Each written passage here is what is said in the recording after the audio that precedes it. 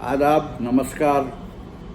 आज मैं आपको सुना रहा हूँ इस्मत चुगताई का अफसाना, पहली लड़की। जब सुबह ही सुबह झुकी हुई नज़रों से माथे पर ज़रा सा आंचल खींचकर हलीमा ने बेगम को सलाम किया तो उनकी बातचीत खिल गई। खैर से साहबजादे की तरफ से जो जान को धक्का लगा हुआ था वो तो दूर हुआ, फौरन दरियाए सखावत पे उबाल आ गया और 6 जोड़े जो इसी मुबारक मौके के लिए तैयार रखे थे इनायत हुए। हाथों में 9 गरियाँ, गले में ठस्सी और तिलाई ईरान जो सनोवर की मौत के बाद छोटे मियाँ की बांदी के लिए सैंत लिए गए थे, अपने हाथ से बेगम ने दे दिए। तेल, फुलेल, सुरमा, मिस्सी, अब तो निगोड़े पाउडर का भी फैशन चल गया है। सभी कुछ मुहैया किया गया। साहबजादे को रंडी में बेगम का मज़ा मिलना चाहिए। बाजरे की रोटी भी अगर से घी से खाई जाए तो पराठों का लुत्फ देती है।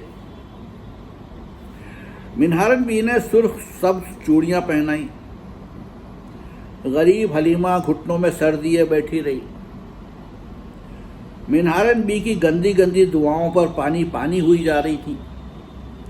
मर्दान खाने से मुलाकात छोटा सा घर छम्मन मियाँ और उनकी बांदी के लिए झाड़ पोंछ कर संवारा गया।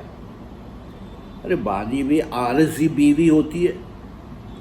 साहबजादे की खिदमत गुजारी से जो वक्त मिलता वो सिलाई, कढ़ाई और घर की सजावट पे सर्फ होता। भारी काम नहीं लिए जाते। ज़्यादा से ज़्यादा गिलोरियाँ बना देना, पान धोना, सुपारी कतर देना, अपने कपड़ों के अलावा मियाँ के कपड़े धोबी को दे देना, काज बटन का ख्याल रखना, गुस्ल करवाना और ऐसे हल्के फुल्के काम। तभी तो बाकी छोकरियाँ नवाबजादों की बांदियों को बड़े रश्क की निगाह से देखा करती। बासी सड़े खानों के बजाय साहबजादों के हाथों तरने वाले मिलते थे। साफ सुथरा बिस्तर, अपने काम के बाद मजे से पैर फैलाए सोए। और फिर छम्मन मियाँ पर सब लौंडियाँ मरती थी। बिल्कुल अल्लाह मियाँ की गाय थे। कभी किसी को नंगी नंगी नज़रों से घूरा तक नहीं। सभी को अरमान था कि अल्लाह उनके नसीब में भी छम्मन सरकार जैसा नवाबजादा लिखा हो। गवैयों ने पकड़कर उसे सचमुच दुल्हन बना डाला। मेहंदी लगाई, खूब मलमल कर नहलाया। निगोड़ी रो पड़ी। गंदा धन छोकरियों ने उसकी धज्जियां बिखेर दी। छम्मन मियाँ की खुशी तो नजम बिटिया के हार फूल से भी बढ़ चढ़ कर हुई। जोरदार जगह हुआ। नायाब बुबू मस्जिद में ताक भरने गई। मख्ता दाढ़ीदार मौलवी ने मीलाद मुबारक पढ़ा। रात को शानदार दावत हुई। घर में मीरासें और बाहर कव्वाल आए। बड़े सरकार तो मुजरे की भी जिद कर रहे थे, मगर उनकी मुँह चढ़ी रंडी किसी शादी में गई हुई थी। तो फिर शादी के सर क्या सींग होते हैं? सच पूछिए तो क्या नहीं हुआ। जहेज भी मिला, मुंह दिखाई हुई, बस निकाह के 2 बोल नहीं पड़े गए। वैसे छम्मन मियाँ तो हर सांस में निकाह के वादे करते हैं, मगर नायाब बुब्बू का कहना है ये नवाब बच्चों के वादे पानी का बुलबुला होते हैं। वैसे बन्नो जूतियां खाने का शौक हो तो निकाह कर लो, 1 छोड़ 10 करो, पर रहोगी बांदी की बांदी। बेगम बनना था तो किसी नवाबजादी की कोख से जन्म लिया होता। शीरमाल, शामी कबाब और बिरयानी खाकर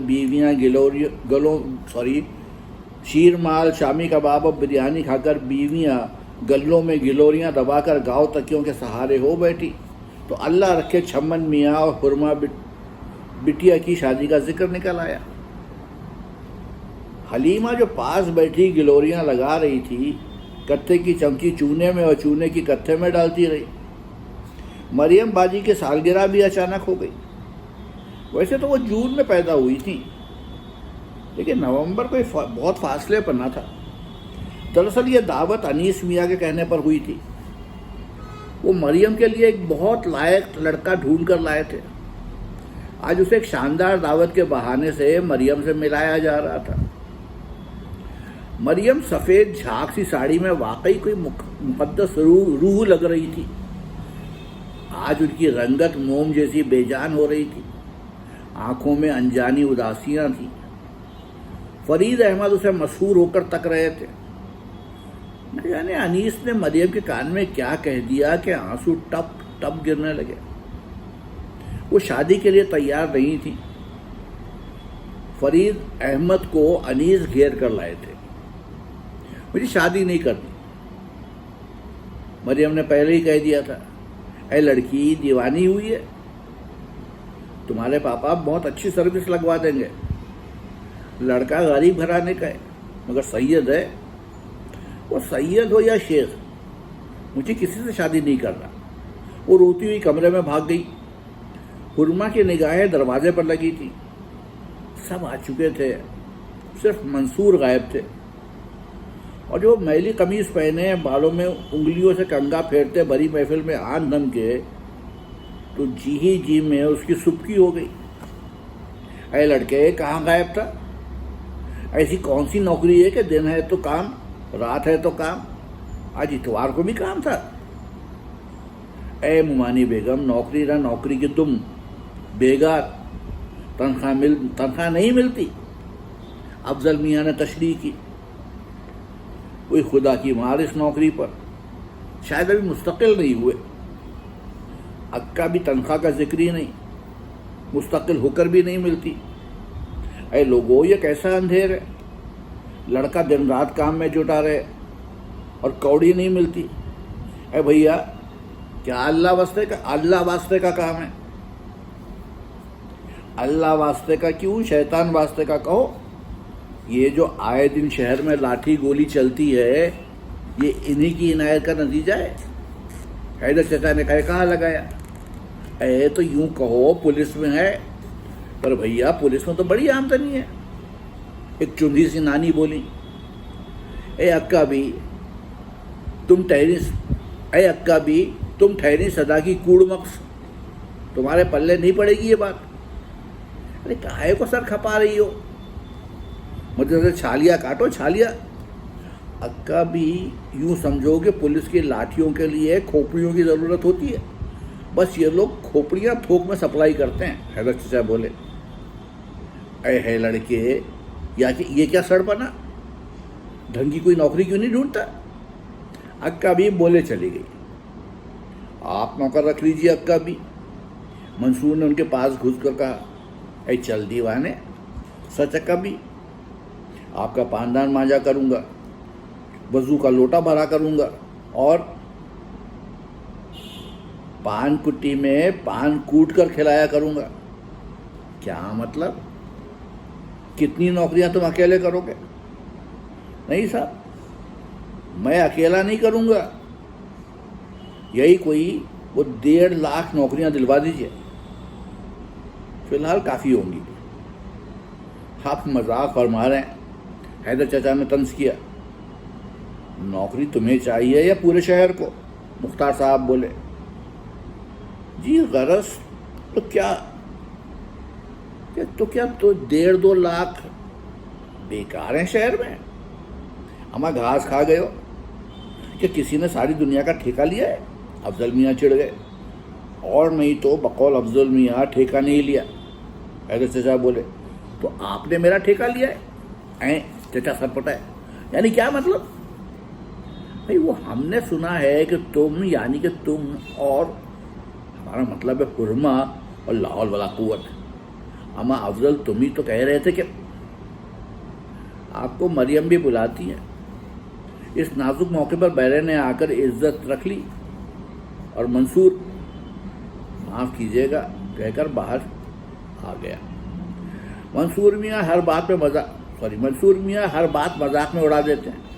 آخر نوکری سے کیوں انکار ہے؟ انکار تو نہیں، منصور خود کو نوابوں کے نرغے میں دیکھ کر سٹپٹا گیا۔ مل جائے تو کرو گے؟ حیدر چچا بولے۔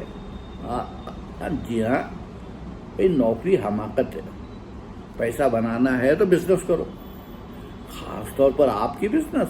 رشید نے دبی زبان سے کہا یار رہنے دو جھاڑ کاٹنا، سوری یار رہنے دو، جھاڑ کا کانٹا بن کر لپٹ جائیں گے۔ منصور نے کونی ماری، پھر حیدر چچا سے کہا جی آپ بالکل درست فرماتے ہیں، اور تم چاہو تو انگلینڈ جا کر نہیں رہتے؟ رشید نے پوچھا۔ ارے یہ تمہاری چچی اماں ہائے توبہ مچانے لگتی ہیں، ہائے ہے کون اتنی دور جا کے مٹی پلیت کروائے، مرو تو فرنگیوں کے ہاتھوں عاقبت خراب ہو۔ چچی نے تشریح کی۔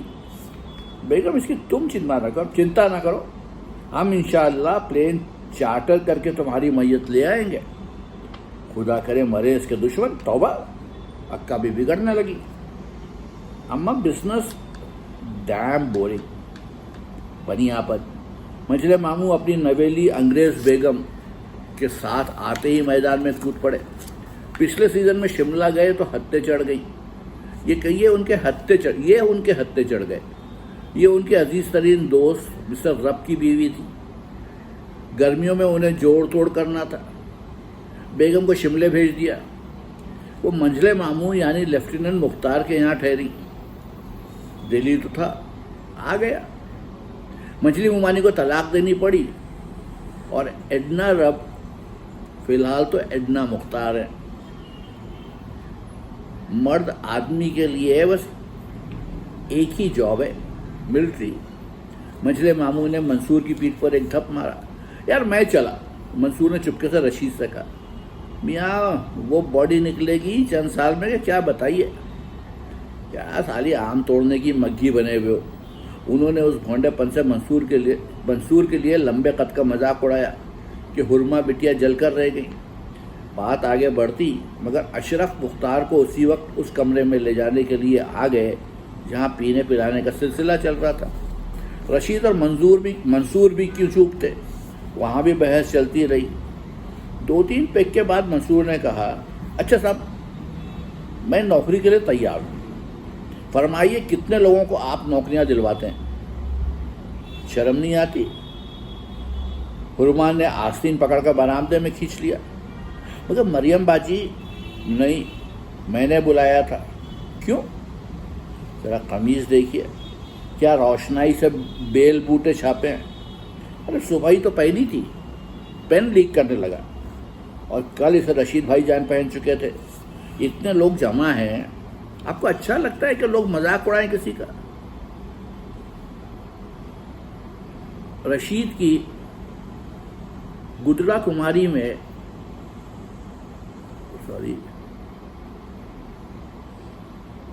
رشید کی گڈرا الماری میں سے اس نے قمیض نکال کر دی۔ جلدی سے بدل کر آ جائیے۔ جو حکم محترمہ کا۔ منصور بڑے اچھے موڈ میں تھا۔ اوپر اپنے کمرے میں مریم سسکیوں سے رو رہی تھی۔ انیس ان کی انگلیاں چوم کر سمجھا رہے تھے ڈارلنگ بیبی، دنیا داری تو نبھانا ہی پڑتی ہے، ویسے کوئی فرق نہیں پڑے گا، تم میری ہو اور میری رہو گی۔ مجھے ڈر لگتا ہے انیس۔ اس میں ڈرنے کی کیا بات ہے ہنی؟ اسے پتہ چل گیا تو؟ اس نے گھٹی ہوئی آواز میں کہا۔ ارے بڑا گاؤدی سا ہے، اسے کیا پتہ چلے گا؟ دیکھا نہیں تم نے کس بری طرح گھور رہا تھا تمہیں، گدھا کہیں کا۔ مریم غصے سے کانپ اٹھی۔ ارے نہیں، غریب گھر کا لڑکا ہے بیچارہ، اس نے تم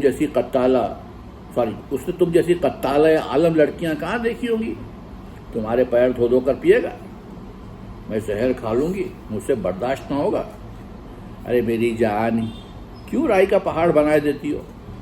میں رنڈی نہیں ہوں، آج اس کی کل دوسرے کی۔ ہائی سویٹ بیبی، حالات تم جانتی ہو، ورنہ ذرا سوچو میرے دل پر کیا گزر رہی ہے۔ مصلحت اسی میں۔ تب تو آپ طلاق کیوں نہیں لے لیتے؟ کیا فائدہ ہے ڈھوک رچانے سے؟ مریم جل گئی۔ کاش طلاق لے سکتا، ہماری سول میرج ہوئی تھی۔ دوسرے میرے اوپر اتنا قرض ہو گیا ہے کہ بیان نہیں کر سکتا۔ یہ قرض کس طرح چک جائے گا؟ پھر میں کوئی نوکری تلاش کروں گا، پھر تم کھلے بندوں میری ہو جاؤ گی۔ دوسری صورت کے لیے بھی تم تیار نہیں ہوئی۔ ڈاکٹر میرا دوست ہے، مگر اب تو بہت دیر ہو گئی ہے میری جان، آپ مجھ سے بور ہو چکے ہیں، پیچھا چھڑانا چاہتے ہیں۔ مریم رونے لگی۔ یہ تمہارا وہم ہے بیبی، تو پھر وہ لڑکی جس کے ساتھ آپ گھومتے پھرتے ہیں. او تم تو حد کرتی ہو بھائی.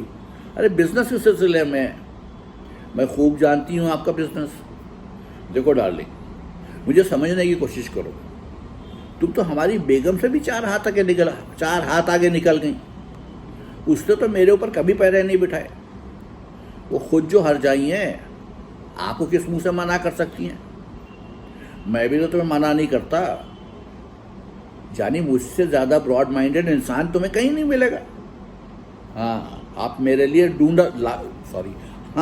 آپ میرے لیے دولہا ڈھونڈ کر لائیں, مگر بیبی ہنی کوئی فرق نہیں پاؤ گی تم.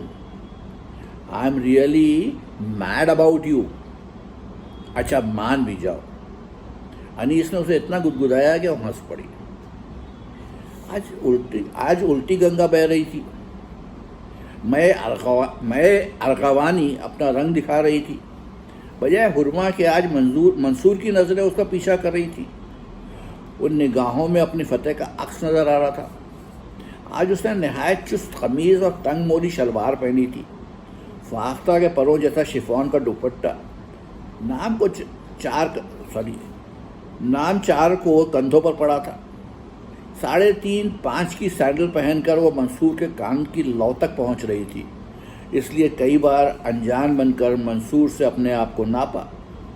کس قدر موزوں جوڑی تھی. حیدر چچا منصور کے پاس بیٹھے بڑے زور شور سے کوئی بالکل بے تکی بحث کر رہے تھے. جب ان پر چڑھنے لگتی وہ ہر بات کی کاٹ کرنے لگتے تھے, حتیٰ کہ خود اپنی کاٹ شروع کر دیتے. کبھی ایک دم کمیونسٹ کے خلاف محاذ بنا لیتے اور منصور یا رشید کو گھیر کر الجھنے لگتے, کیونکہ وہ سمجھتے تھے کہ دنیا بھر کے کمیونسٹوں کی بدعنوانیوں کے یہی جواب دہ ہیں. اس وقت ان کے لہجے میں ہائیڈروجن بم گرجنے لگتے.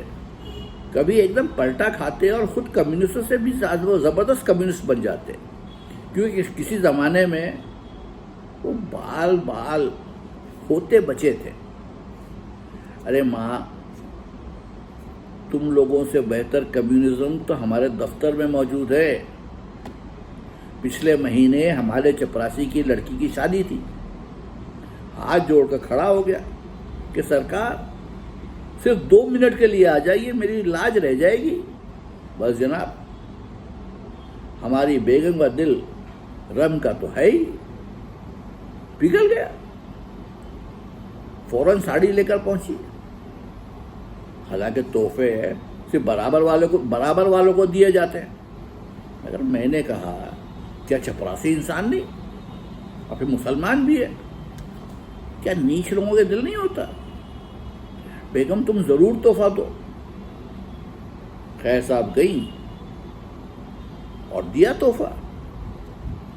منصور اور رشید سمجھ گئے کہ ضرور یہ وہی ساڑی ہوگی جس کے بارے میں مریم اور حرما کہہ رہی تھی. پرانے گوٹوں والے نے 10 روپے لگائے تھے. چچی بیگم یوں ٹھاٹ سے نئے ڈبے میں سجا کر لے گئیں کہ باراتی دنگ رہ گئے. منصور چچا سے بات کرنے میں منہمک تھا, مگر اس کا ہاتھ ان کے پیچھے سے گزر کر ان کے دوسرے بازو پر بیٹھی ہوئی حرما کے ریشمی بالوں میں بھٹک رہا تھا. چاند خان چپراسی خوشی کے مارے پاگل ہو گیا. میرے پیر پکڑ لیے غریب نے.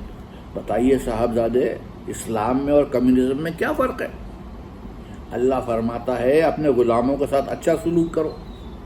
چچا ہاں کر رہے تھے. یہ وجہ فرماتے ہیں آپ؟ منصور سوچے سمجھے بنا جواب دے رہے تھے. اس کی روح اس وقت اس ہاتھ میں کھنچ آئی تھی جو حرما کے بالوں سے پھسل کر گردن پر لرز رہا تھا. وہ دل ہی دل میں کہہ رہا تھا, قبلہ میں قطعی آپ کے ہاتھ پر بیعت کرنے کو تیار ہوں, مگر خدا رہا ایسے گردن نہ موڑیے کیا حرما ڈر کر دور ہو جائے. اللہ پاک فرماتا ہے جو دنیا میں میرے نام پر 1 درم دے گا اسے عقبہ میں 70,000 درم ملیں گے. سودا برا نہیں. منصور نے بڑی فرما برداری سے کہا. حرما نے اس کی انگلی میں باریک سی چٹکی لی اور اچھل پڑا.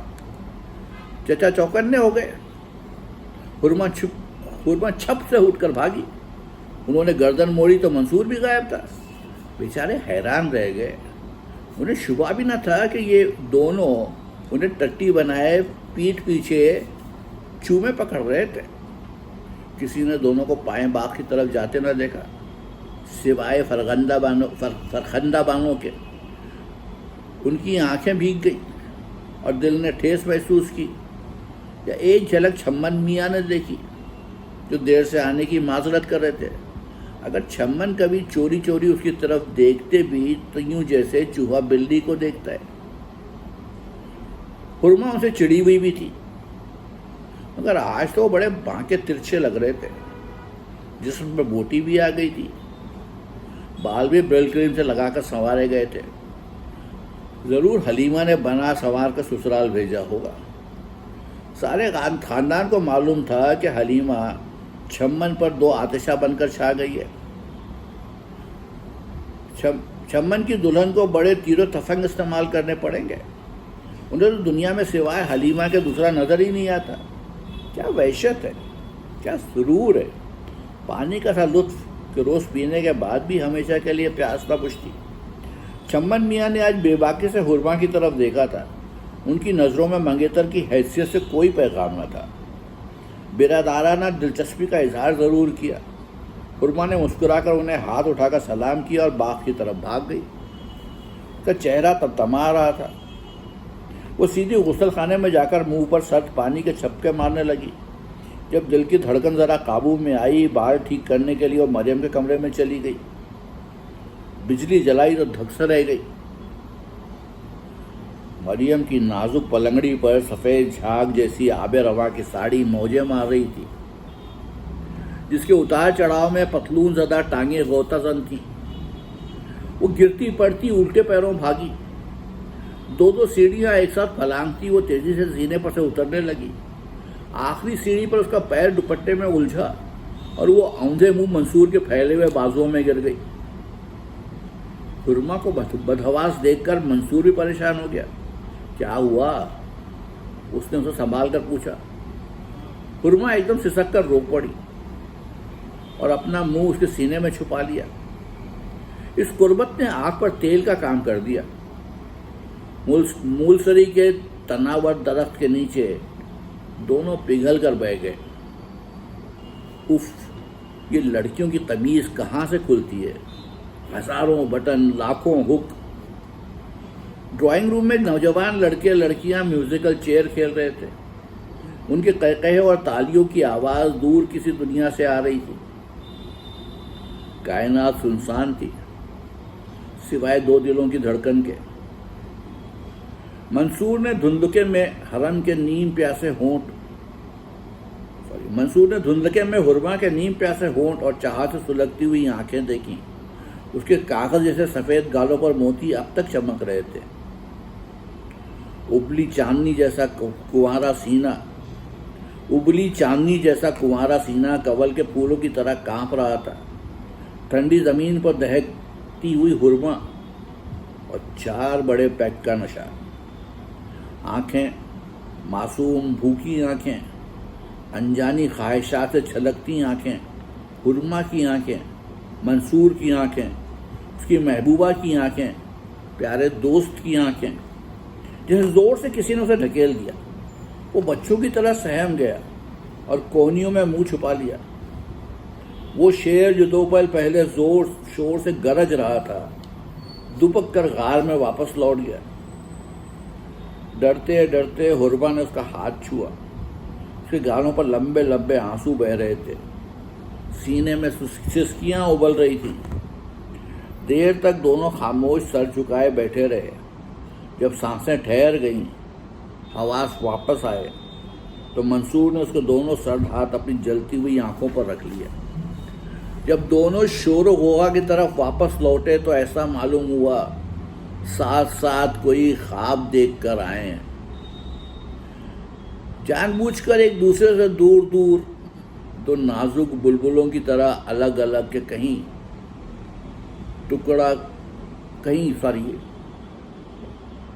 جان بوجھ کر ایک دوسرے سے دور دور، دو نازک بلبلوں کی طرح الگ الگ کہ کہیں ٹکرا کر پھوٹ نہ جائیں۔ مریم سے آنکھ ملانے کی حرمہ کو ہمت نہیں ہو رہی تھی۔ انیس سے اسے گھن آ رہی تھی۔ اسے یہ دیکھ کر تعجب ہوا کہ کہ مریم فرید سے بڑے شرارت بھرے انداز میں میٹھی میٹھی باتیں کر رہی تھی۔